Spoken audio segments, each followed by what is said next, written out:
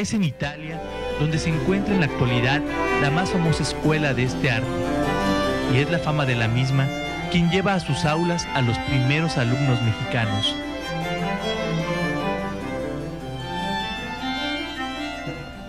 Bueno, laudería se ha acostumbrado a llamar laudería en español porque en otros idiomas es una traducción literal del término que viene del laúd. Normalmente la persona que se dedica al oficio de restaurar, construir instrumentos musicales de cuerda, digamos que en el medievo se construían los laúdes. En francés, en inglés, en alemán, el término se le ha llamado laudero a la persona que se dedica a los instrumentos de cuerda de arco, como la familia de los violines, de los contrabajos, de los chelos. Entonces, en español es una traducción literal, pero viene de la palabra laúd, y es el oficio que sea la persona que se dedica a construir y a restaurar instrumentos musicales de cuerda. ¿Y cómo te nace la idea de estudiar laudería? Bueno, siempre tiene uno una preparación personal. Yo siempre había trabajado la madera. No estaba yo muy cerca de la música, nunca había yo estudiado música, pero el oficio en el cual se construyen los instrumentos es muy atractivo desde el punto de vista de lo que se hace, de la perfección, de lo que se busca, de la sutileza del instrumento. El instrumento en sí es un aparato muy bonito que tiene posibilidades de desarrollo estético, tiene posibilidades de desarrollo posterior. Una vez que construyen un instrumento, no se queda muerto, no se pone en una vitrina ni se guarda. Cuando yo me inicié en la laudería, estuve en la Ciudad de México, en el Conservatorio Nacional. Había un taller que había sido fundado por un maestro italiano, el maestro Lanaro. En el año de 75, el maestro Lanaro se regresó, después de tener ciertos problemas burocráticos y con Bellas Artes, él regresó a Italia. Entonces a mí siempre me quedó la idea de poder seguir continuando con la enseñanza. Mi idea primordial era ir a estudiar con él, a trabajar en su taller. Pero en el momento en que yo lo decidí, él no tenía las posibilidades de aceptar un alumno, de aceptar un ayudante. Y en la ciudad de Cremona, que es la ciudad tradicional donde se ha desarrollado la laudería, que fue el centro de la laudería clásica en el 1700, se estaba dando apertura en la escuela de Cremona, que es una escuela que depende del Ministerio de Educación italiano, para aceptar estudiantes extranjeros. Entonces ellos tienen presupuesto de la federación, ellos digamos que dieron facilidades en el año en que yo llegué para que pudiera uno entrar. Yo tomé la especialidad de construcción de arcos.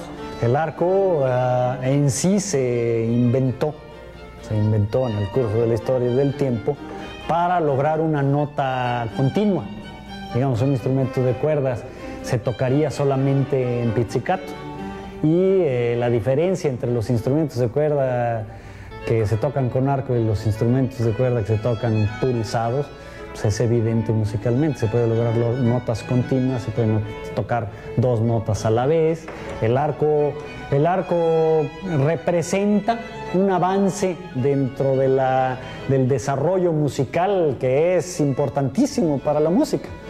De la construcción. Bueno, hablando de la construcción de los arcos en sí, como dije yo al inicio, están hechos de una pieza de madera, una vara, que normalmente es una madera dura, pesada, a la cual están sostenidas las crines. Las crines son crines de caballo con las cuales se frotan las cuerdas. El arco tiene un sistema mecánico que con un tornillo se jalan, se tensan las crines para que el músico pueda frotar las cuerdas y producir un sonido largo. La madera de la cual tradicionalmente se han construido los arcos es una madera brasileña. se llama Pernambuco. Hay una provincia en Brasil que se llama Pernambuco. Y es una madera que cumple con las características que requiere un arco. Un arco necesita tener la madera características mecánicas muy especiales. En primer lugar, como dije, tiene que cumplir con el peso y con la dureza suficiente para resistir la tensión. El arco, en realidad, como está sujeto a una fuerza que lo deforma, que es la tensión de las crines, la tensión de los crines lo que hace es enderezar el arco. El arco es una vara que tiene una curvatura. Al ceder la fuerza que lo ha enderezado, al aflojar las crines, el arco tiene que recobrar su forma original sin perder esa forma. Hay arcos que se usan durante 100, 150 años y no han perdido su forma para nada. La característica de esta madera del Pernambuco es única. Si se habla de la elasticidad, es porque es la característica mecánica más importante, no solo dentro de la arquetería, sino dentro de la laudería. Si una madera es elástica, es una madera que vibra, que tiene capacidad de reproducir o producir sonido. El arco, aparte, tiene que estar cortado de una sola pieza que tenga la fibra lo más recta posible, sin defectos, sin nudos, sin deformaciones, sin rajadas, que sea la madera más homogénea posible. El arco es en sí es más personal que el instrumento en sí. El arco es la mano derecha del músico, siempre lo he dicho yo. Si el instrumento si se hace una comparación, digamos, con la voz humana, el instrumento es los pulmones y el arco es la lengua. Los arcos se construyen con características muy personales. Cada músico, cada estudiante requiere de un arco en sí. El arco es mucho más ergonómico, pues tiene que ver con los tamaños, las medidas, las formas de la persona, el tamaño de la mano, la forma en que lo toma, el tipo de música que interpreta, la manera en que le interpreta. Entonces el arco es a pesar de su simplicidad, de ser una sola varita que tensa unas crines, es mucho más difícil que un músico encuentre su arco que encuentre su violín. Y al regresar en 1980, 1 de noviembre de 1980, fundé el taller de la universidad junto con Víctor Manuel Velázquez. Su actividad es el otorgar servicios de mantenimiento y reparación para todos los grupos musicales que existen dentro de la Universidad de Veracruzana. Pero en sí, la actividad del taller le da, digamos que da servicio a todas las necesidades que tiene una comunidad musical.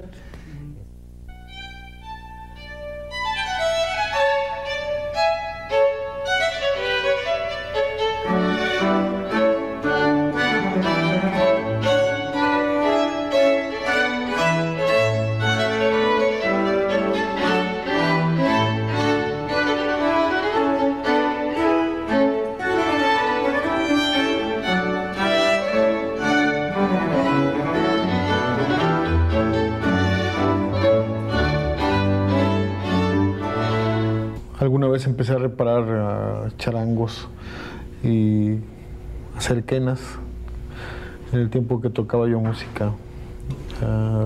música folclórica, y me nació la idea de estudiar. Yo pregunté a un amigo y ese amigo dijo que tenía a su vez otro amigo que estaba estudiando en la escuela de Cremona, y le hablamos y nos respondió que ya estábamos inscritos, ¿sí? Así fue una cosa de un mes. Y en este caso, bueno, ese amigo era Octavio Aranda. Se juntaron todo este tipo de cosas y me tuve que ir allá. Fue un poco difícil. ¿Cuáles fueron tus problemas al llegar allá? ¿Eran los primeros mexicanos? Se fue Arturo Moreno, ¿sí? Creo que el primero mexicano, bueno, el primer mexicano en sí es Miguel Senker, luego el segundo es Octavio, y nosotros somos los terceras personas, pues, o sea, dos que hicimos laudería en Europa. Antes de terminar la carrera, en el último año, me ofrecen dar unos cursos en Alemania y empiezo a impartirlos allá. Después se me ofrece integrarme al taller de laudería de la Universidad Veracruzana. Bueno, el taller ya estaba desde 2 años antes de que yo llegara. El problema era que encontrarme con una comunidad musical que realmente no entiende mucho de instrumentos. Al llegar aquí había un 80% de instrumentos de fábrica en la Orquesta Sinfónica de Jalapa, y bueno, no les importaba. Prácticamente fue muy difícil hacerle ver a la gente lo que era un instrumento de autor y lo que representa, ¿sí? Sonoridad, muchas cosas. Digamos que existe ahora un 70 u 80% de músicos que ni siquiera saben cómo está construido su instrumento, ¿no? Entonces, parte pues también de lo que hemos hecho aquí es dar cursos a los músicos sobre manutención, sobre qué hacer cuando sucede tal o cual cosa. ¿Por qué es importante que uno conozca su instrumento? Bueno, es importante porque en un instrumento de autor, entre más se deteriora, más se devalúa. Ese es el problema. Y se necesita conocer qué tipo de instrumento se tiene, ¿no? Voy a explicar a grosso modo, de una forma muy sencilla, cómo se hace un instrumento musical, en este caso un violín, que es uno de los instrumentos del cuarteto, o sea, violín, viola y violonchelo. Es el mismo proceso que se lleva para estos instrumentos. Esos instrumentos son muy difíciles de hacer, requiere muchísima paciencia. Se inicia siempre con un modelo, en este caso ahora plástico, ¿no? o puede ser lámina, o puede ser cualquier material un poco duro para hacer el modelo. De ahí se hace la forma en madera, en triplay, donde van a ir unos bloques, ¿sí?, que van a sostener el mango y van a darle más fuerza a las costillas. Una vez que se ponen los bloques, se procede a ensamblar las maderas. Para esto se usan maderas. En la tapa siempre es una conífera, en este caso es abeto de los Alpes, y en el fondo, mango y costillas, se usa el maple de forma general. Una vez que están terminadas las costillas, se recaba la forma ya definitiva del instrumento, se procede a cortarla, ¿no?, y después a desgrosar con gubias y cepillitos, unos cepillitos muy especiales, muy pequeños. Con eso se le da prácticamente la forma, digamos que casi definida. Se procede a filetar, ¿sí? Los filetes son unas partes de madera que van incrustadas, que le ayudan a tener una unión en sí de toda la madera, ¿no? Se hacen con virutas de madera un poco dura, con una blanda en medio. Se hacen tres partes y después se cortan y se procede a incrustarlas dentro de las partes de la tapa y fondo. Una vez que está hecho eso, se procede a terminar completamente la cúpula o bombatura. Y se termina con lámina, ¿no? Unas láminas que se les saca filo, y prácticamente ya al final solamente para algunas partes se utiliza lija. Todo lo demás no lleva, se termina solamente con esas láminas. Posteriormente se procede al excavado, al vaciado del instrumento, donde uno tiene que ir tocando y sintiendo la elasticidad de la madera para darle el sonido requerido, y eso requiere muchísimos años de experiencia.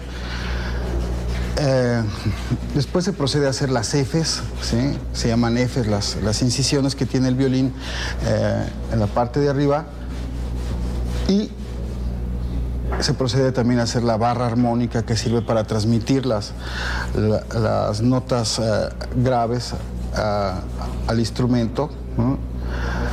Y en la parte del fondo se hace lo mismo, bueno, no las efes, pero me refiero a excavar. Ya todo listo, se procede a encolar, a hacer prácticamente la caja, se saca la forma, ¿sí? Y se inicia la escultura del mango. Para hacer el mango se inicia con un pedazo, un bloque, ¿sí? Donde se procede con un modelo de igual forma a cortarlo, ¿sí? A terminarlo con limas, ¿sí? Y luego se inicia la escultura con gubias, ¿sí? Y con limas. Posteriormente se termina completamente todos los detalles de la caja, o sea, ya del instrumento en blanco, y se inicia el proceso de barniz, que en este caso es un barniz de aceite, que no se encuentra en el mercado. No se usa un barniz que uno va y lo compra en la tienda, sino que ese barniz se tiene que hacer, y a veces es muy tardado y es un proceso muy largo, porque es una parte vital para el timbre del instrumento. Una vez que ya está barnizado, se inicia lo que se llama la montatura, que es poner el puente, ¿no? El alma, poner las cuerdas y terminar todos los detalles de las clavijas, para que posteriormente se suene. El tiempo es relativo en esto. A veces se tarda uno más, a veces se tarda uno menos. Puede ser desde mínimo 1 mes y medio, 2 meses, a 3 o 4 meses, según el tiempo que uno tenga.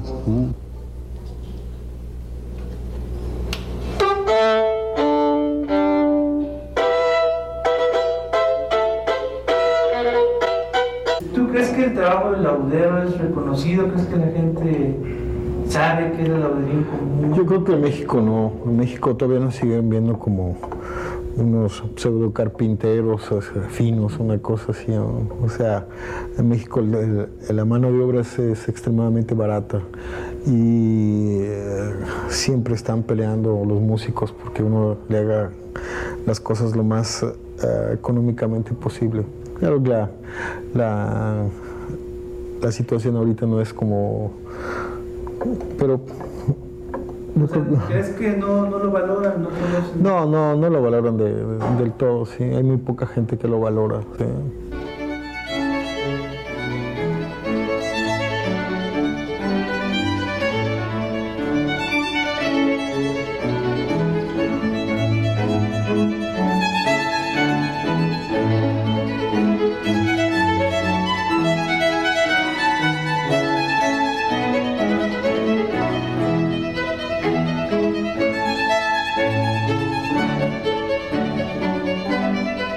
La calidad de este arte en Veracruz ha ido trascendiendo fronteras y alcanzado reconocimientos internacionales.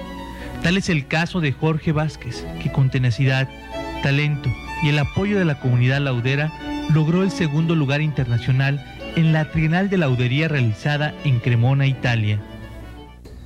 En 1979, cuando comencé a estudiar contrabajo,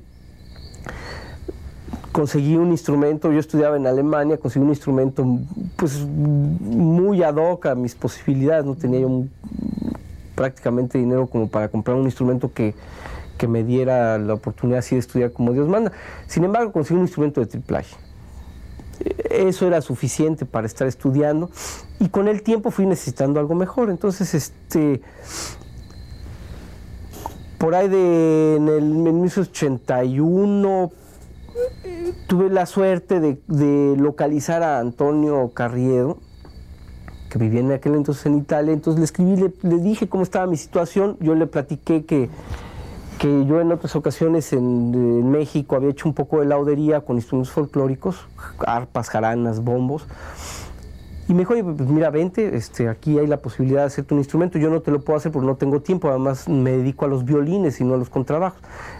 Pues así fue, me fui a Cremona, vendí lo que pude para juntar para el material, y me fui a Cremona. Y así fue que en el 82, 83, me fui a Cremona un par de meses a trabajar con Antonio. Él tenía su taller, y me fue explicando mucho también él haciendo, cómo dirigiendo lo que es la construcción de un contrabajo. Sí, el taller de Antonio, como el taller de todos los lauderos, son espacios muy limitados. El taller en aquel entonces lo compartía con Nadia Mantovani, y era un taller que no rebasaba los 30 metros cuadrados. Para 2 lauderos es mucho, bueno, 2 más alumnos, ¿no? Una puerta de estas así que como de acordeón, pero no rebasaba los, ¿qué te puedo decir? 60 centímetros, una extrañísima la puerta. Entonces yo me acuerdo, cuando terminé el instrumento, ya yo feliz, ya me regresaba yo a Alemania, que era donde estudiaba, ya preparado todo el equipaje afuera, el instrumento montado inclusive, sin barnizar, pero ya con puente y maquinaria y todo. Ya vamos para afuera y el instrumento, sorpresa, no pasaba, no salía ni al derecho ni al revés, porque las puertas tenían digamos, un cartón de grueso, ¿no? Entonces era cosa de moverle para todas partes. Tuvimos que quitarle el puente al contrabajo y sacarlo de lado. Y ahí fue que empecé a hacer mis primeros intentos. Bueno, mira, este premio fue hace ya muchos años, fue en 1991. Yo en aquel entonces una gran experiencia no tenía, sin embargo sí tenía yo no es que ahora no lo tenga, pero sí tenía un ímpetu muy grande por construir un instrumento distinto. Es decir, fue la primera ocasión en la que yo invertí mucho dinero en comprar la mejor madera posible en hacer un instrumento. Cuando vinieron los maestros, hubo un intercambio de lauderos, un intercambio, digamos, cultural, de lauderos italianos y mexicanos. Aquí en 1990, en diciembre de 1990, cuando el taller de laudería cumplió 10 años, el taller de laudería de la universidad, vinieron los decanos de la Escuela de Laudería de Cremona, y en aquel entonces me acuerdo que Octavio me comentó, oye, haz un contrabajo. Yo encantado, me aventé un contrabajo, le eché muchas ganas, y se los mostré a estos maestros qué opinan del trabajo. Entonces, en general, el consenso fue muy favorable. Acto seguido, pues yo dije, bueno, entonces creo poder tener el nivel como para participar en un concurso. Y trabajé de enero a septiembre construyendo un instrumento. Llegué a Cremona, lo entregué.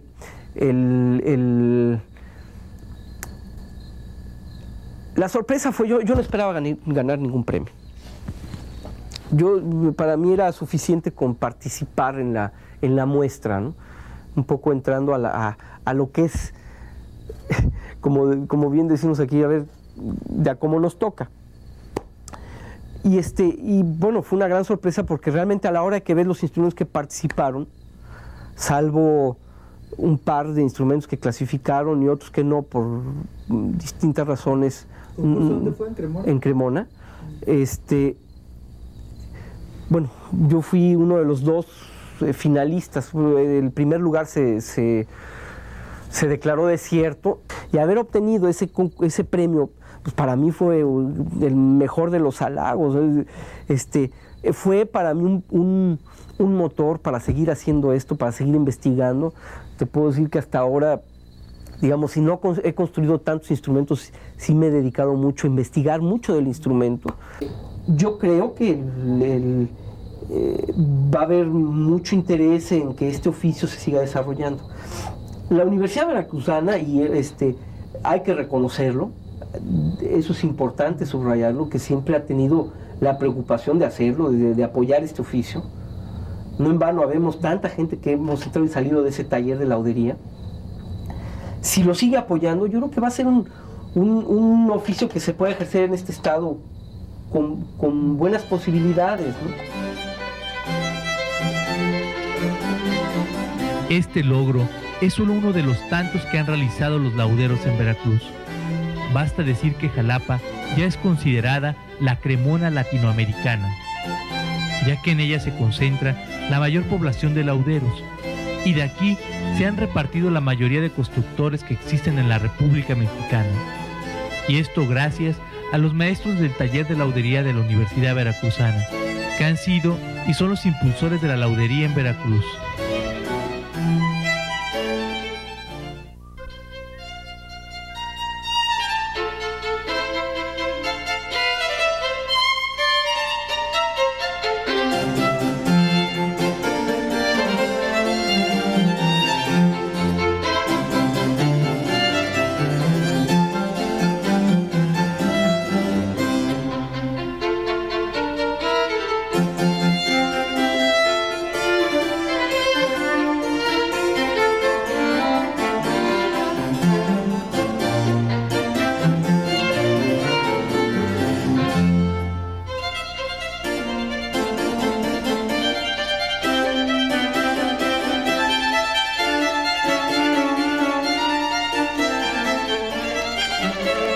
Yo creo que lo que ha faltado es esa comunicación.